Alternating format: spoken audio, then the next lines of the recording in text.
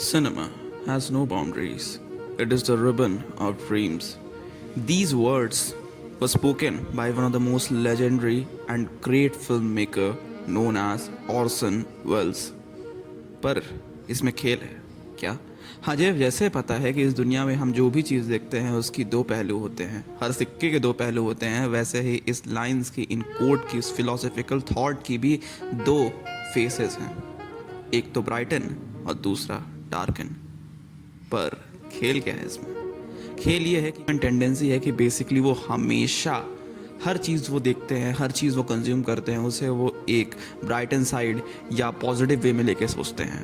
पर यही तो खेल है। जैसे हमें पता है कि हर चीज़ के दो पहलू होते हैं, उसी तरीके से इस चीज़ के भी दो पहलू हैं। इस कोट का एक पहलू जो है जिसे ब्राइटन कहते हैं, हम उसे हमेशा लेते हैं, उस चीज़ से हमेशा इंस्पायर होते हैं, उस चीज़ को हमेशा एक अपॉर्चुनिटी की तरह फील करते हैं और अपने आप को अच्छा फील कराते हैं। पर मैंने बोला कि इसका डार्कन पार्ट भी है जो हमारे लिए काफ़ी पेनफुल है। मे बी ऑडियंस के लिए ज़्यादा पेनफुल है as compare to directors and producers के लिए, क्योंकि प्रोड्यूसर्स को at the end of the day सिर्फ नंबर्स चाहिए, पर यहाँ पे ऑडियंस के साथ खेल हो जाता है। क्यों जानते हो? डायरेक्टर के साथ भी खेल होता है, पर मैं तुम्हें पहले ऑडियंस के बारे में बताता हूँ। यार, हमें पता है कि हम डे टू डे लाइफ में बहुत सारा कंटेंट पॉप कल्चर में कंज्यूम करते हैं एंड कोई लिमिट नहीं है पॉप कल्चर की, क्योंकि उसका मतलब तो यही है कि इस कोट के हिसाब से कि सिनेमा का या पॉप कल्चर का प्रॉपर कोई लिमिट नहीं है। पर ये चीज़ हमारे ब्रेन को नहीं पता। क्या तुम मुझे बता सकते हो कि वो कौन सा लास्ट टाइम था जब तुमने कोई एक मूवी या कोई एक टीवी शो देखा एंड उस टीवी शो या उस मूवी के कैरेक्टर से तुमने एक इमोशनल बॉन्डिंग शेयरिंग की एंड देन उस बॉन्ड को, उस रिलेशनशिप को कितने लंबे टाइम तक तुम अपने साथ कैरी किया तुमने? कई लोग बोलेंगे कि भैया तो कल की ही बात है, कई लोग बोलेंगे कि भैया ये तो परसों की बात है, एंड कई लोग ये भी बोलेंगे कि भैया ये तो एक महीने पुरानी की बात है। यही तो दिक्कत है मेरे दोस्त। कई लोग तो ये भी बोलेंगे कि भैया एक दिन भी नहीं हुआ। बट डू यू नो कि ये कितना हार्मफुल है हमारे लिए? क्यों भैया? तुम्हें पता है कि कह सकते हैं कि इंसान या होमोसेपियंस की जो स्पीशीज होती है, उन्हें एनिमल से अलग क्या बनाती है? क्या जानते हो? ये कि हमें किस टाइम पे कैसे इमोशन शो करने हैं, किस तरीके से कैसे बिहेव करना है एंड किसे प्यार करना है, किसे गुस्से से देखना है, क्या करना है, हमें वो सब कुछ पता है।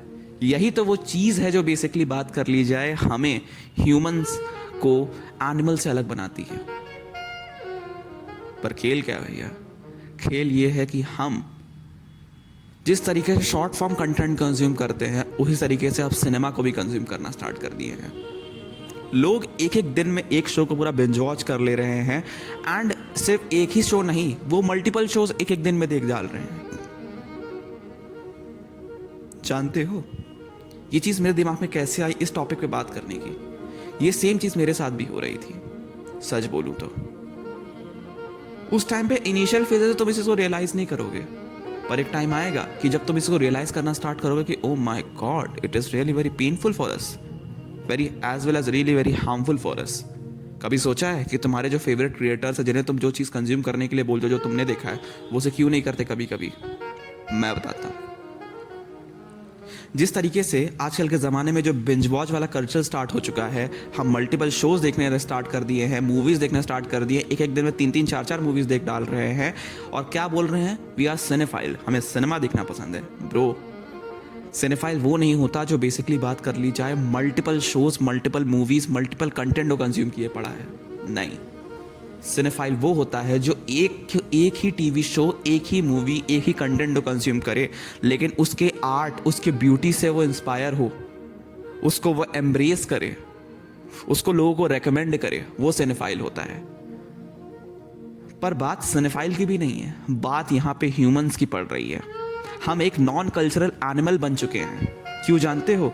क्योंकि अगर मैं शॉर्ट फॉर्म कंटेंट्स की बात करूं तो वैसा सिनेमा कैसे बन चुका है मैं बताता हूं। जब तुम शॉर्ट फॉर्म कंटेंट कंज्यूम करते हो तो तुम क्या करते हो? बैठ के मैंने रील ओपन कर ली इंस्टा पे, मैंने ट्विटर का रिकमेंडेशन सेक्शन ओपन कर लिया, मैंने कंट्रोवर्सीज देख ली, मैंने कुछ कर लिया। इससे तुम्हारे ब्रेन पे इफेक्ट क्या पड़ता है जानते हो? बताता हूँ। तुमने सबसे पहले इंस्टाग्राम या यूट्यूब पे एक शॉर्ट ओपन किया या रील ओपन किया, सबसे पहले रील की तुम्हें जो रिकमेंडेशन आई उसमें ऐसे ह्यूमन इमोशन शो किए हुए थे, मान लो हैप्पीनेस की ह्यूमन इमोशन शो किए हुए थे, जिसके वजह से जब तुमने हैप्पीनेस की ह्यूमन इमोशंस को फील किया ना, तो तुम्हारे ब्रेन में एक kind of a dopamine produce हुआ। 1 मिनट बीता, 1 मिनट के बाद तुमने एक नई रील ओपन की, एक नई शॉर्ट ओपन की। कई लोग तो वो भी कम करते हैं, तो 10-10, 20-20 सेकंड के अंदर एक नई रील ओपन कर देते हैं। अटेंशन स्पैन इतना नीचे गिर गया है हम लोगों का। जैसे तुमने सेकंड रील ओपन की, सेकंड कंटेंट कंज्यूम करना स्टार्ट किया, उसमें एक नई फीलिंग, एक सैडनेस, एक सॉरोनेस की फीलिंग, जिसको देखते ही तुम्हारे ब्रेन के अंदर जो 1 मिनट पहले डोपामीन प्रोड्यूस हुआ था, उसके जगह पे सडन वो चेंज होकर बेसिकली नए केमिकल प्रोड्यूस होना स्टार्ट हो गए, जो तुम्हारे सीने को हैवी फील कराने लगे, तुम्हारे हार्ट को हैवी फील कराने लगे, तुम्हें सैड फील कराने लगे। 1 सेकंड, फिर 1 मिनट बाद, 60 सेकंड के बाद फिर एक नई रील, तुमने फिर एक नए इमोशन को फील किया, फिर एक नई रील, फिर तुमने एक नए इमोशन को फील किया, और ये जो एक लूप बन चुका है, हर सेकंड हर मिनट एक नए लूप, एक नए इमोशन को फील करने का, ये रिकमेंडेशन का जो ट्रैप फंसा दिया है इंस्टाग्राम ने एंड यूट्यूब ने, उसमें तुम फंस जाते हो। बोलोगे भैया क्या दिक्कत है, दुनिया में तो हर वो पर्सन कर रहा है ना, पर यही तो खेल है। क्या जानते हो, होता इस चीज़ का ये है कि तुम्हारे पर मिनट एक नए इमोशन फील करने के चक्कर में तुम्हारा ब्रेन कंफ्यूज हो जाता है कि किस कंडीशन में मुझे कैसी इमोशन शो करनी चाहिए। कभी सुना है ना, काफ़ी रिलेटेबल मीम्स तुमने देखे होंगे डे टू डे लाइफ में। क्या, मैं बुरे कंडीशन में भी हंस देता हूँ, मैं जोक कर देता हूँ। ये दोस्त, ये तुम्हारा जानते हो, तुम्हें कोई इसमें दिक्कत नहीं हो रही, तुम्हें तो लग रहा है कि मैं डे टू डे लाइफ में मज़े कर रहा हूँ, मैं तो भाई बहुत मजाकिया हूँ, but in reality the truth is कि तुम मजाकिया नहीं हो।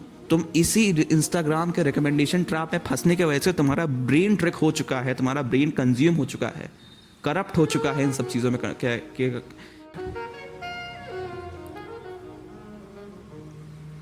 भगवद गीता में एक बहुत ही ब्यूटीफुल लाइन कही है कि अर्जुन, माया में मत फंसो मेरे पार्थ, मेरे मित्र। क्यों भाई, श्री कृष्ण ने ये चीज क्यों कही? जब भगवान खुद बोल रहा है तो हमें उनकी बात क्यों नहीं माननी चाहिए? क्योंकि इन रियलिटी अगर तुम माया, डिस्ट्रैक्शंस में फंसते हो ना, तो तुम अपने आप को खो देते हो। ये तुम्हें अभी रियलाइज नहीं होगा, ये तुम्हें अभी रियलाइज नहीं होने वाला। तुम पहले उस चीज में फंसो एक बार, लेकिन जब तुम एक बार निकलोगे उससे ना, तुम जब रियलाइज करोगे कि मैं कहाँ फंस गया था, then you will find out कि कितना बड़ा खतरनाक ट्रैप है ये। और ये सेम चीज़ हमारा अब सिनेमा के साथ भी हो रहा है। क्यों? क्योंकि इनिशियली जब 2000 से जब मूवीज़ बनना, या बेसिकली उससे पहले से भी देखोगे, तो उस टाइम पे उतने फिल्म मेकर्स नहीं थे, पर ऐसा नहीं है कि भाई वो एक ही साल में तो मल्टीपल मूवीज़ प्रोड्यूस हो जा रही हैं।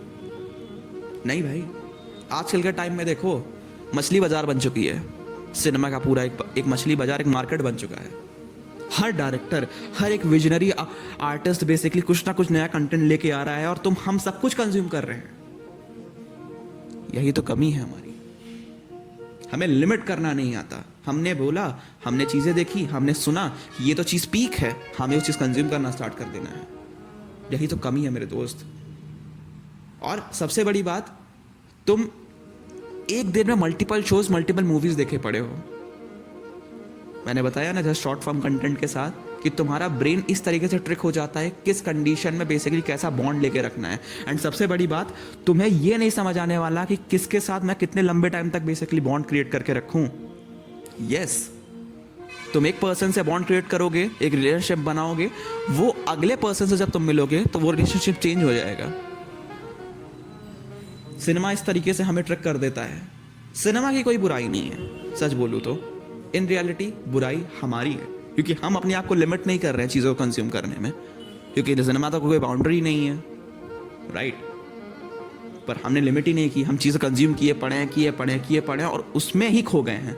सिनेमा हमें कंट्रोल कर रहा है, हम सिनेमा को कंट्रोल नहीं कर रहे हैं। सिनेमा बनाया गया था बेसिकली आर्ट को रिप्रेजेंट करने के लिए, आर्ट को डिपेक्ट करने के लिए, पर अब हम वो आर्ट कंज्यूम ना करके हम कुछ भी कंज्यूम किए पड़े हैं। समझ रहे हो? ये बातें बड़ी गहरी हैं। कईयों को तो ये लगेगा कि मैं क्या कह रहा हूं, मुझे समझ ही नहीं आएगा, क्योंकि तुमने अभी अपने आप को स्पिरिचुअली अवेक नहीं किया है मेरे दोस्त।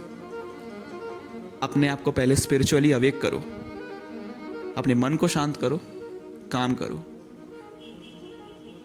फिर एक बार जब तुम स्पिरिचुअली अपील हो तो तुम ठीक हो जाओगे। एंड आई बिलीव कि तुम कर सकते हो वो चीज़। यही तक का हमारा सफ़र था इस वीडियो का। एंड मैं अपनी वाणी को आराम देता हूँ। एंड जाने से पहले मैं ये ज़रूर कहूँगा कि मैंने जो बातें बोली, जो मैंने पॉइंट्स आपके सामने रखे, उस चीज़ को प्लीज़ ध्यान रखें, वरना एक टाइम आएगा कि तुम उसी चीज़ में अपने आप को खो दोगे। मैंने भी अपने आप को खोया है, इसीलिए मैं तुम लोग को सामने ये चीज़ें बता रहा हूँ, अपनी पर्सनल एक्सपीरियंस बता रहा हूँ। Cinema is an ocean of trap. Bye.